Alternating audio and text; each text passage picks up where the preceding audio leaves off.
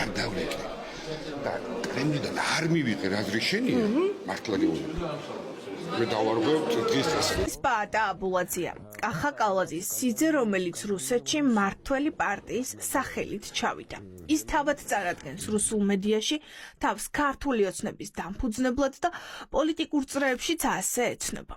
აბულაძე რუსეთის სამსახურშია მთელი მისი პროპაგანდისტული გზავნილებით. კალაძის დისკმარს ჯარისკაცის მამას უწოდებენ, რადგან მისი ორი შვილი უკრაინაში რუსეთის მხარეს იბრძვის. დიდი ხანია, რაც დედაქალაქის მერის სიძე უკრაინის წინააღმდეგ მთავარ პროპაგანდისტულ იარაღად არის ქცეული. ჩავიდა უკრაინის ოკუპირებულ ტერიტორიებზეც. ოცნების რეჟიმი ამტკიცებს, რომ ქვეყანა ევროპისკენ მიჰყავს. ამ დროს ივანიშვილის პარტიის სახელით რუსეთთან დიპლომატიური ურთიერთობის აღდგენას ითხოვს საქართველოდან ჩასული აბულაძე და თან ამტკიცებს, რომ ოკუპანტი ჩვენთვის უსაფრთხოების გარანტია. ბატონო პაატა, გამარჯობა. მაინტერესებს ქართული ოცნების დავალებით იმყოფებოდით რუსეთში?